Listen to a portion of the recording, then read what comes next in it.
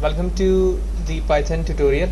Object oriented के अंदर हमारा काम हो रहा था और सबसे पहले हमने डिस्कस किया था कि ऑब्जेक्ट ओरिएंटेड क्या है, कुछ पिलर्स के हवाले से बात हुई और लास्ट सेशन के अंदर हमने पॉलीमॉर्फिज्म की डेफिनेशन और फिर डक टाइपिंग पे बात की थी और उसकी एग्जांपल भी हमने यहाँ पर परफॉर्म करके देखी थी। ठीक है, इसके अलावा जो चीज़ें हमारी पॉलीमॉर्फिज्म के अंदर बाकी थी उसमें से operator overload, method overload and method override कि ये टॉपिक्स बाकी हैं। तो आगे कंटिन्यू करते हैं। तो मैं थोड़ा जूम कर लेता हूँ इसे एज लाइक दिस और इस वक्त हम इस पोर्शन पर मौजूद हैं जहाँ पर मैंने डक टाइपिंग के बाद ऑपरेटर ओवरलोड को यहाँ पर ऐड करना है मुझे। ठीक है, देन मेथड ओवरलोड और उसके बाद मेथड ओवरराइड इसी सेशन पे देखेंगे। तो ऑपरेटर ओवरलोड से क्या मुराद है और हम इसे किस तरह से हैंडल करते हैं। आप जानते हैं कि जब भी हम एक कोई एक्सप्रेशन लिखते हैं तो उसके अंदर हमें दो चीजों की जरूरत होती है, एक उसका ऑपरेटर होता है और एक ऑपरेंड। तो अगर मैं बात करूं तो प्लस यहाँ पर ऑपरेटर है और अगर मैं 5 या 10 की बात करूं तो ये ऑपरेंड्स हैं। जब तक ऑपरेटर और ऑपरेंड्स मिलते नहीं है एक स्टेटमेंट में वो एक्सप्रेशन नहीं बन सकता। ठीक है, उसका कोई आउटकम नहीं होता है। जैसे कि यहाँ पर अब मैं इसको प्रिंट करूंगा तो इसका एक आउटकम आएगा, इसकी एक वैल्यू होगी। ठीक है, इसको समझने के लिए मैं एक वैल्यू बनाता हूं a equal to string Fahad, okay, Hussain. Then इसके बाद हम प्रिंट करते हैं इसकी लेंथ को। ठीक है ना,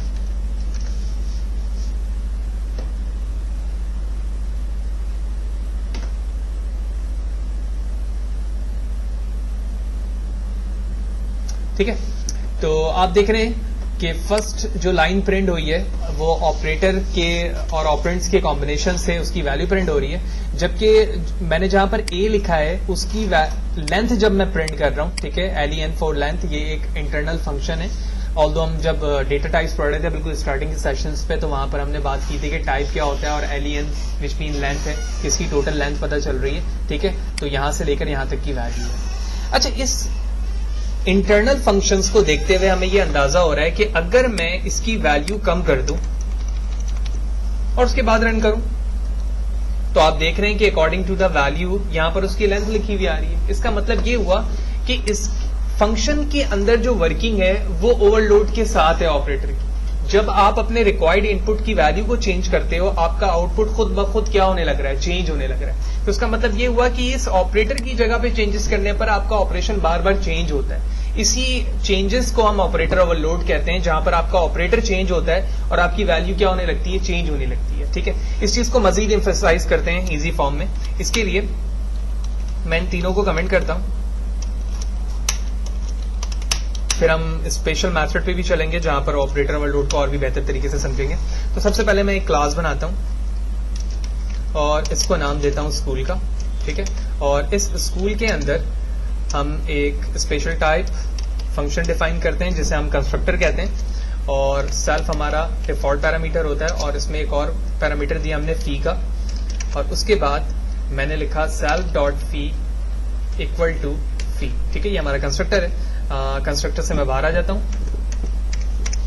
देन हमें क्या करना है, ऑब्जेक्ट क्रिएट करना है स्कूल के नाम से ना, तो मैंने इसका नाम रखा a इक्वल टू स्कूल।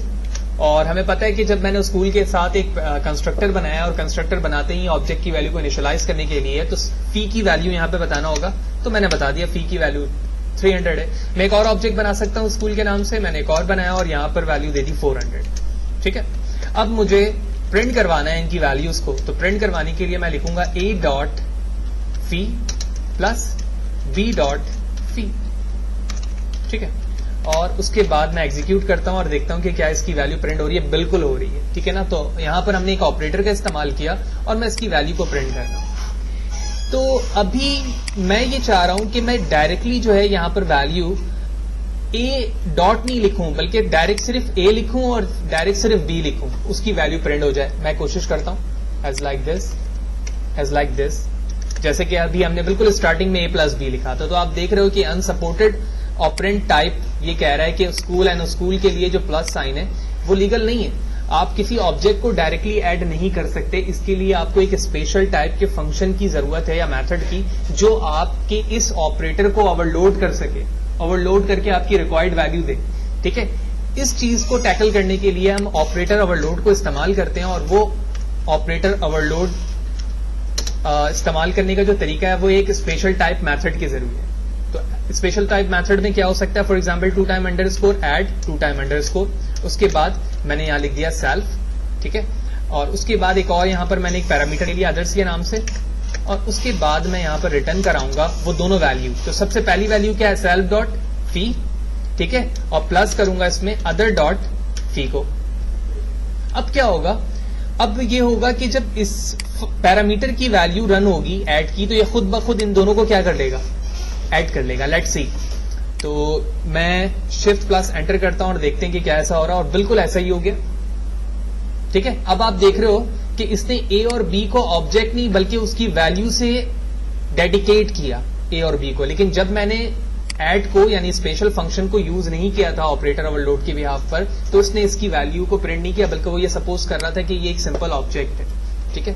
तो इस पूरे फॉर्मेशन को हम कहते हैं ऑपरेटर ओवरलोड। और अगर मैं सिर्फ इस चीज को मजीद सिंप्लीफाई करूं तो आप इसको आसान लफ्जों में ये समझ सकते हो कि अगर मैंने एक वेरिएबल दिया 10 और इसी तरह एक और वेरिएबल दिया 20, तो हम यहां पे लिखते हैं प्रिंट a प्लस बी, जैसे कि बिल्कुल मैंने स्टार्टिंग पे लिखा था, और उसका आउटपुट प्रिंट हो जाता है। लेकिन अगर मैं ये चाहता हूं कि यही स्पेशल फंक्शन से करूं तो मुझे यहां पर इस तरह से लिखना होता है ऐड, ठीक है, और उसके बाद उसकी दो वैल्यू बतानी होगी, लेकिन उससे पहले मुझे लिखना होगा इंट डॉट, ठीक है ना, क्योंकि दोनों वैल्यू क्या है, इंटीजर है, और मैं दो इंटीजर वैल्यू को आपस में क्या करना चाहता हूं, ऐड करना चाहता हूं। तो उसके बिहाफ पर मैं यहां पर एज लाइक दिस वैल्यू लिख सकता हूं, और उसके बिहाफ पर इसकी वर्किंग होगी। तो आप देख रहे हैं कि इंटीजर इसकी क्लास है, ठीक है, और इस क्लास के तहत मैं दो वैल्यू को ऐड करना चाहता हूं बाय यूजिंग स्पेशल फंक्शन, और उसके बिहाफ पर आप देख रहे हैं कि उसने ए और बी की वैल्यू को यहां पर ऐड कर दिया। तो फर्स्टली हमने डिसाइड किया यहां पर कि ऑपरेटर और ऑपरेंड क्या चीज है और ऑपरेटर ओवरलोड किस तरह से किया जा सकता है, जैसे कि हमने लेंथ के जरिए से मालूम किया। फिर इसको मजीद स्पेसिफाई करने के लिए हमने एक क्लास बनाया और क्लास के ऑब्जेक्ट की वैल्यू को प्रिंट करा के देखा। फिर मैंने ये कहा कि अगर मैं डायरेक्टली ऑब्जेक्ट के नाम को कर सकता हूं या नहीं, तो बिल्कुल पॉसिबल नहीं था उस वक्त तक के लिए। उसके बाद हमने ये देखा कि स्पेशल फंक्शन के थ्रू मैं किस तरह से इसे ओवरलोड कर सकता हूं, और हमने किया और उसके बाद प्रिंट किया। फिर मजीद स्पेसिफाई किया कि अंडरस्कोर ऐड से क्या मुराद है, कि एक बिल्ट इन स्पेशल मेथड्स होते हैं जो क्लास के रिस्पेक्ट से काम करते हैं, ठीक है। आप किसी फ्लोट नंबर को कराओगे तो यहां पर फ्लोट लिखोगे, इंटीजर कराना होगा तो इंटीजर करोगे, उसके बाद टू टाइम अंडरस्कोर ऐड की जगह आप MUL भी लिख सकते हैं, DIV भी लिख सकते हैं, ठीक है। इस तरह से डिफरेंट फंक्शंस हैं जो कि ओवरलोड के साथ इन्हें ऑपरेट कर रहे होते हैं। नाउ आगे चलते हैं। इसके बाद बारी है हमारे पास मेथड ओवरलोड की। तो अगर मैं मेथड ओवरलोड की बात करूं तो इसे हम यहां पर समझते हैं। सबसे पहले हम इसे कंसिडर करते हैं किसी एक ऐसे प्रोग्रामिंग लैंग्वेज में जो मुमकिन है कि आपने पहले पढ़ा हो। अगर आपने C#, जावा या से रिलेटेड प्रोग्रामिंग लैंग्वेज पहले पढ़ी है तो आप और भी बेहतर तरीके से इसे समझ सकते हैं। तो अगर मैं एक फंक्शन बनाता हूं with respect to C#, public void ABC, ठीक है, और ये उसकी बॉडी है, और उसके बाद कोई भी चीज यहां पर प्रिंट हो रही है, ठीक है, और जो वैल्यू प्रिंट हो रही है वो इंटीजर a के साथ हो रही है। हम यहां चाहें तो a की वैल्यू को प्रिंट करवा सकते हैं एज लाइक दिस। फिर मैंने एक और फंक्शन बनाया पब्लिक वॉइड ABC के नाम से, लेकिन यहां पर नंबर ऑफ पैरामीटर मैंने क्या कर दिया, 2 कर दिए, और फिर उसके बाद उन दोनों की वैल्यू को मैं यहां पर क्या कर रहा हूं, प्रिंट करा रहा हूं, ठीक है। अभी मैं डमी तौर पे लिख रहा हूं, स्पेलिंग पे हम ध्यान नहीं देंगे F पे। तो ऑपरेटर मेथड ओवरलोड से मुराद ये है कि आप एक ही क्लास के अंदर दो मेथड्स बनाते हो, लेकिन दोनों के नाम सेम होते हैं, लेकिन उनके नंबर ऑफ पैरामीटर क्या होते हैं, एक दूसरे से वेरी करते हैं, या वो कम हो सकते हैं या ज्यादा हो सकते हैं, लेकिन बिल्कुल सेम नहीं हो सकते, ठीक है। ये तो बेसिक डेफिनेशन हो गई। लेकिन पाइथन के अंदर इसकी वर्किंग इस तरह से नहीं होती कि आप एक ही क्लास के अंदर दो मेथड बनाएं, ऐसा मुमकिन नहीं है पाइथन में। इस चीज को हैंडल करने के लिए हम क्या करते हैं कि सबसे पहले हम एक क्लास बनाते हैं और इसको नाम देते हैं ABC का, ठीक है ना। इसके अंदर मैं एक फंक्शन बनाता हूं डेफ, और इसका नाम रखता हूं ऐड, और हमने यहां पर कुछ पैरामीटर ले लिए A B, okay. A B लेने के बाद मैंने यहां पर लिख दिया प्रिंट A प्लस B। तो हमें पता है कि जब हम इस फंक्शन को कॉल करेंगे तो वैल्यू प्रिंट हो जाएगी, लेकिन ऐसा नहीं हो सकता कि मैं एक और फंक्शन इसी तरह कॉपी पेस्ट करूं यहां पर ठीक है, और उसके बाद नंबर ऑफ पैरामीटर यहां से कर दूं, तो वो हमेशा इसी मेथड को रीड करेगा, वो इस मेथड को कभी भी रीड नहीं कर पाएगा। ठीक है, क्यों? क्योंकि वो बार बार पाइथन के अंदर क्या करता है, वो हमेशा बॉटम वाली वैल्यू को रीड करता है कि जो सबसे ज्यादा प्योरिटी रखती है नंबर ऑफ पैरामीटर की रिस्पेक्ट से। इस चीज को टैकल करने के लिए हम यहाँ पर पैरामीटर ऑफ जो होते हैं वो मैक्सिमम यूज करते हैं। ठीक है ना, A B C whatever जितने भी मेथड है। अब तुम ये चाहते हो कि एक के साथ करना, दो के साथ करना, तीन के साथ करना, तो मैं ये समझता हूं कि इस वक्त हमारे पास जो ऑपरेटर ओवरलोड की जो कंडीशन है वो दो है। मैं ए और बी को एक जगह इस्तेमाल कर रहा हूं, एक जगह इस्तेमाल कर रहा हूं ए बी सी को। तो सबसे पहले मैं सी को यहां पर एक वैल्यू देता हूं नन, जिसका मतलब है कि सी की वैल्यू नहीं भी हो सकती। और उसके बाद कहता हूं if C is not equal to none, तो तुम क्या करो, प्रिंट करो A plus B plus C. ठीक है, क्योंकि वो नन नहीं है। अदरवाइज क्या करो, प्रिंट करवा दो ए प्लस बी ओनली। ठीक है, अब हम यहां चलते हैं। सबसे पहले ऑब्जेक्ट बना लेता हूं एबीसी के नाम से। तो मैंने इसका नाम रखा OBJ equal to A B C small bracket open close, enter, print, और मैं लिखता हूं यहां पर ओबीजे डॉट एड। एड के पैरामीटर की वैल्यू की जरूरत है। आप ए और बी की देना चाहते हैं या ए बी सी की देना चाहते हैं? तो पहले मैं चेक करता हूं ए बी की देखकर। तो मैंने अभी दो पैरामीटर दिए और मैं सिर्फ किसे रीड कर रहा हूं, एड फंक्शन को ए बी सी के रिस्पेक्ट से। Let's see. तो आप देख रहे हो 10 और 20 ऐड हुआ है तो 30 वैल्यू लिखी हुई आ रही है। ये प्रिंट की वजह से नन लिखा आ रहा है, हम इसको हटा देते हैं यहां से, इसका कोई मसला नहीं है। ठीक है, वो मैंने प्रिंट हटा दिया तो नन वैल्यू वहां से हट गई है 30। अब मैं इसे चेंज कर रहा हूं, तीसरे पैरामीटर को यूज करना चाह रहा हूं। मैंने कर दिया 10 मजीद, तो इसकी वैल्यू क्या बन जाएगी अब 40। Let's see, shift enter to execute again, और आप देख रहे हो यहां पर वैल्यू 40 बन गई।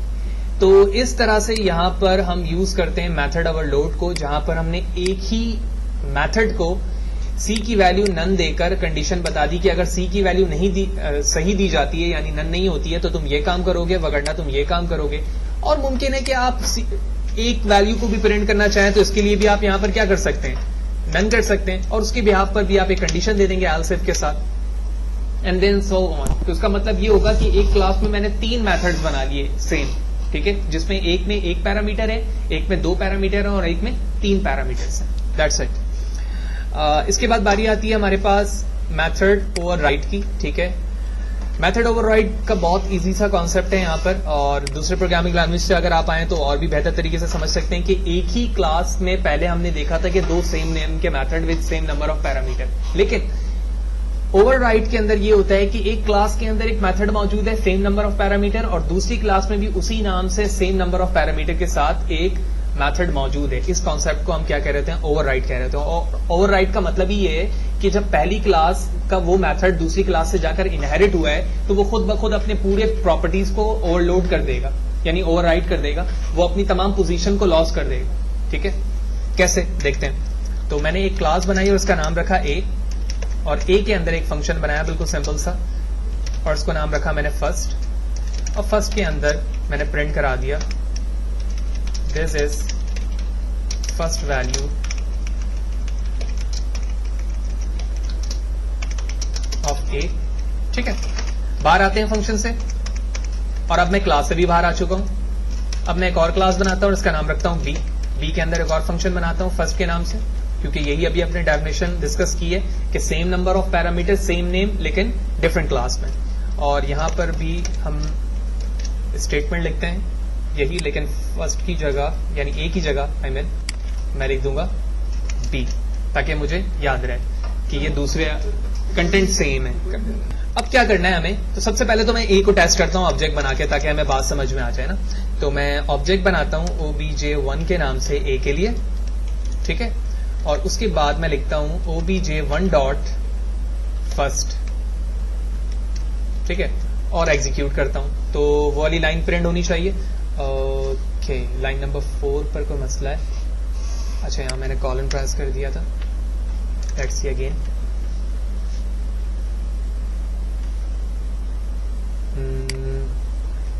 सॉरी, मुझे यहाँ पर सेल्फ मिस कर दिया मैंने।